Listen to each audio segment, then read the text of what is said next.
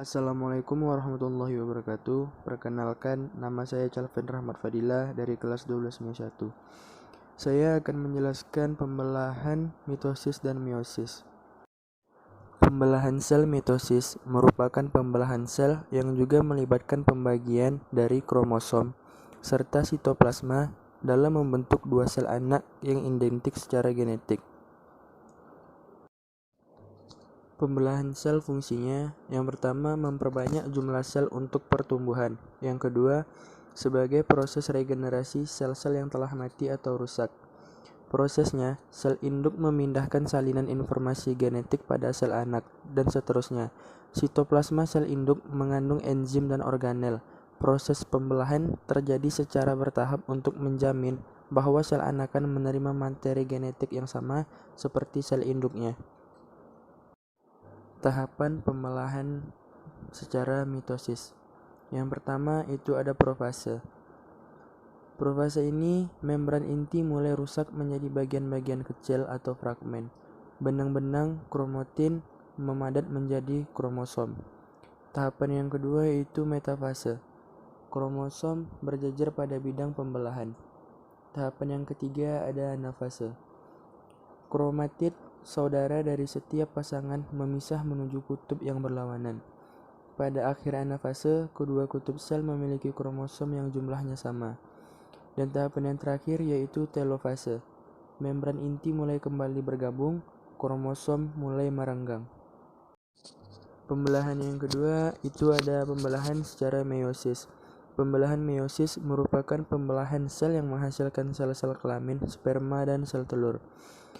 Pada meiosis terjadi dua kali pembelahan, yaitu meiosis 1 dan meiosis 2. Masing-masing meiosis terdiri dari tahap-tahap yang sama. Tahapan yang pertama yaitu profase 1. Profase 1 ini terdiri dari 5 fase yang berbeda-beda, yaitu fase leptoten, fase zigoten, fase pakiten, fase diploten, dan yang terakhir yaitu fase diakinesis. Tahapan yang kedua itu ada metafase 1. Pada metafase 1, kromosom homolog mulai tersusun rapi di bagian ekuator. Di dalam metafase 1, kromosom tersusun di atas lempeng metafase. Selain itu, serat spindle menempel pada dua sentromer di masing-masing kromosom homolog. Tahapan yang ketiga ada anafase 1. Pada anafase 1, kromosom homolog akan bergerak menuju kutub yang berlawanan akibat tarikan dari benang gelondong. Selain itu juga akan terjadi reduksi kromosom. Lalu tahapan selanjutnya ada telofase 1. Proses selanjutnya setelah anafase 1 adalah telofase 1. Pada telofase 1, membran inti mulai terbentuk kembali dan terjadi yang disebut dengan sitokinesis. Sitokinesis merupakan kondisi ketika sitoplasma dari satu eukariotik sel membelah menjadi dua sel anak. Oh iya, pada telofase 1, selnya membelah dua dengan kromosom haploid. Sekarang kita masuk ke tahap yang kedua.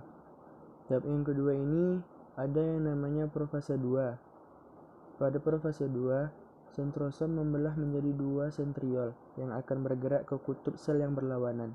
Kemudian kromosom akan mulai memendek dan menebal, serta membran inti sel mulai menghilang.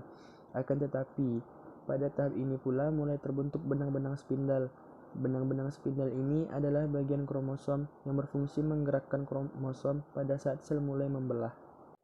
Tahapan yang kedua namanya adalah metafase 2.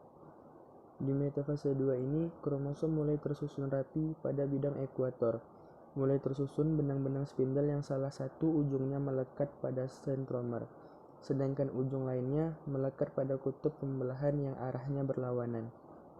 Tahapan yang selanjutnya adalah anafase 2. Pada fase anafase 2 ini terjadi pemisahan kromatid dengan cara ditarik menuju kutub yang berlawanan. Kemudian kromatid yang sudah dipisah ini resmi disebut sebagai kromosom. Nah, sekarang kita sudah sampai di tahap yang terakhir. Di tahap yang terakhir ini namanya adalah telofase 2. Pada telofase 2, benang-benang spindle menghilang dan membran inti mulai terlihat. Pada fase ini juga menjadi proses yang namanya sitokinesis atau pembelahan sitoplasma. Karena sudah tahap akhir, pasti ada hasilnya. Hasilnya adalah 4 sel anak. Nah, hasilnya itu adalah 4 sel anak. Baiklah, dengan berakhirnya materi yang telah saya sampaikan, saya ingin meminta maaf kepada teman-teman semua yang telah menonton video ini. Saya memohon maaf apabila ada kata-kata saya yang kurang berkenan di hati teman-teman semuanya. Assalamualaikum warahmatullahi wabarakatuh.